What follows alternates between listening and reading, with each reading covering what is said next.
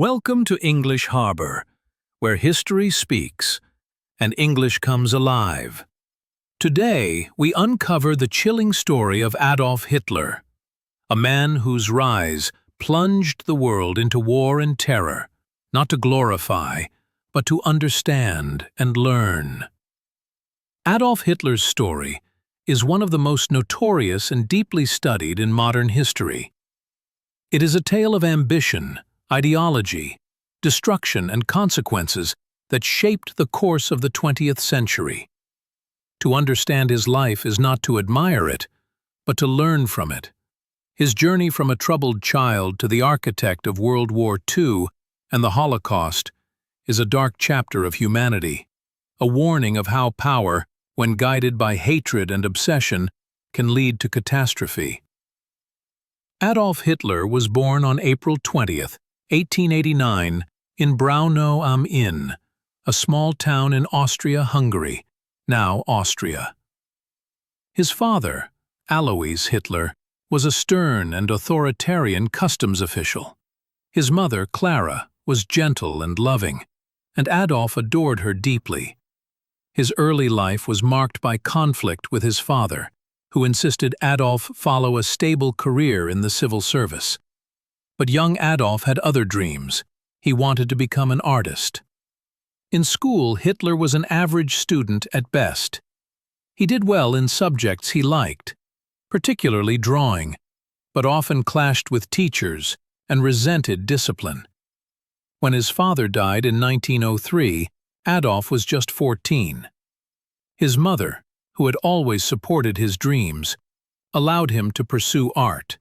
He later moved to Vienna, hoping to enter the prestigious Academy of Fine Arts. He applied twice, in 1907 and 1908, but was rejected both times. The examiners told him he had talent for architecture, but not for painting people. These rejections devastated him. Around the same time, his beloved mother died from breast cancer. He was 18, alone, poor, and bitter. He remained in Vienna for several years, living in shelters, selling small paintings, and struggling to survive. It was during these difficult years that Hitler's worldview began to take shape. He was heavily influenced by the political atmosphere in Vienna. Anti-Semitic newspapers, nationalist rhetoric, and radical ideas. He began to blame Jews and other minorities for the hardships he and his country faced. In 1913, Hitler moved to Munich, Germany. When World War I broke out in 1914, he enlisted in the German army. For the first time in years, he felt he had a purpose. He served as a messenger on the Western Front, was wounded, and received medals for bravery, including the Iron Cross.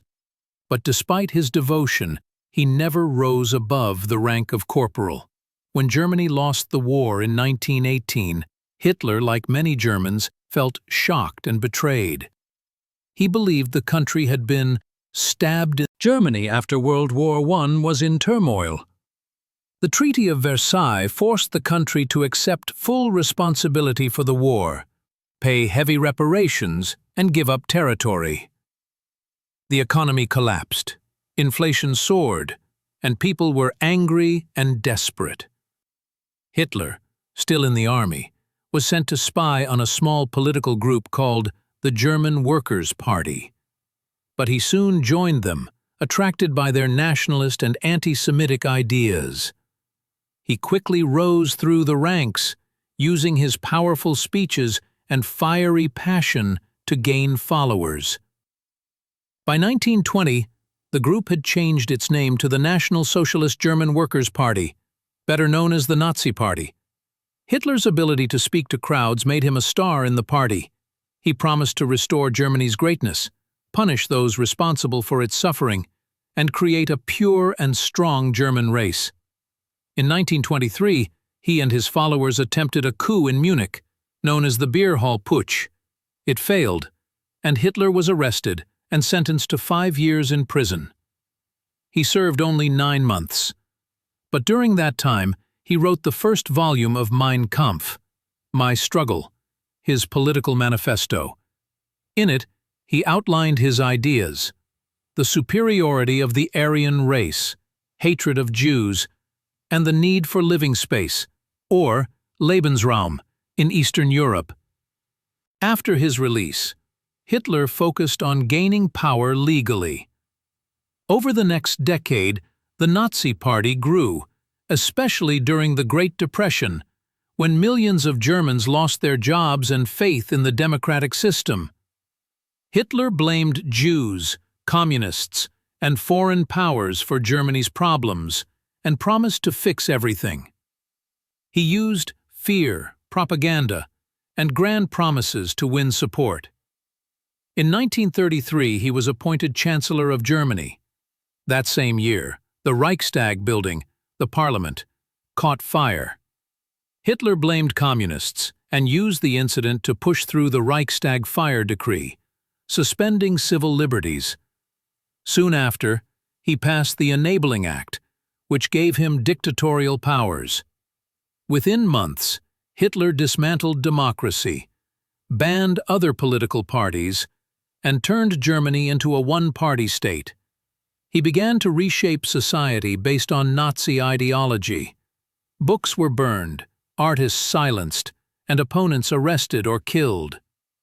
The Nazis introduced policies to promote their racial beliefs, including forced sterilizations and persecution of Jews, Roma, disabled individuals, and others. In 1935, the Nuremberg laws stripped Jews of their German citizenship and banned marriage or sexual relations between Jews and non-Jews. Jews were removed from schools, professions, and public life. Hitler's vision of a racially pure Germany was being implemented step by step. Meanwhile, he began Today, Hitler's name is synonymous with evil. He is studied not to glorify, but to understand how such darkness can emerge and how to prevent it from ever rising again. The story of Adolf Hitler is not just history, it is a warning that silence, fear, and hatred can lead to unimaginable horrors, and that we must never let it happen again. History must be remembered. Stories must be told. Not only the stories of greatness and triumph, but also those of tragedy, cruelty, and loss. For in remembering the worst of our past, we prepare ourselves to build a better future. And so, we remember the story of Adolf Hitler. Not to honor, but to learn. Not to dwell, but to rise. Thank you for watching English Harbor, where we learn English through the stories that shaped our world. If this story moved you, or taught you something new, remember to like, share, and subscribe. And join us next time as we explore more history, more lessons, and more language.